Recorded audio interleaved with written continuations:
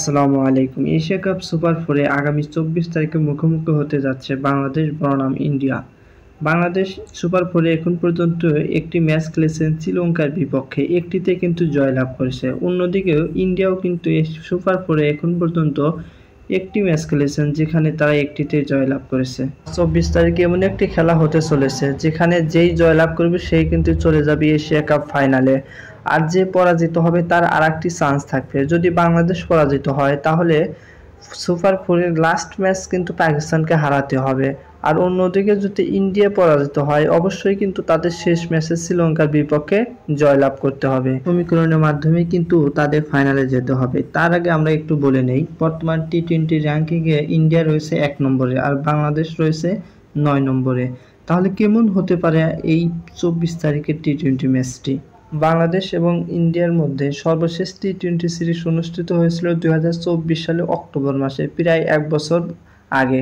সেই টি-20 সিরিজে আমরা দেখেছি সিরিজের 3টি ম্যাচে কিন্তু বাংলাদেশ পরাজিত হয়েছিল। সিরিজের প্রথম ম্যাচে ইন্ডিয়া 7 উইকেটের বিনিময়ে বাংলাদেশের বিপক্ষে জয়লাভ করে।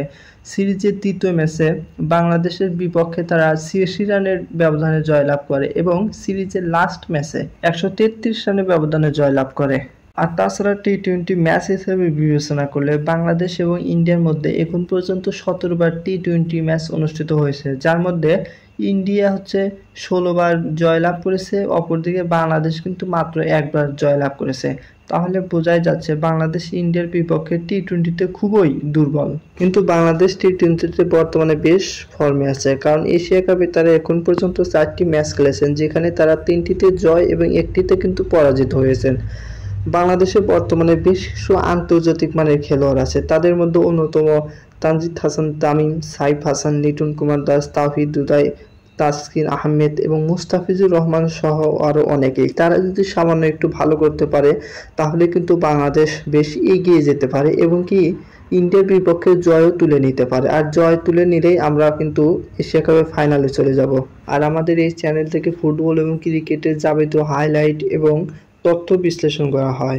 ভিডিওটি ভালো লাগলে অবশ্যই একটি লাইক এবং আমার চ্যানেলটি সাবস্ক্রাইব করুন। ধন্যবাদ সবাইকে।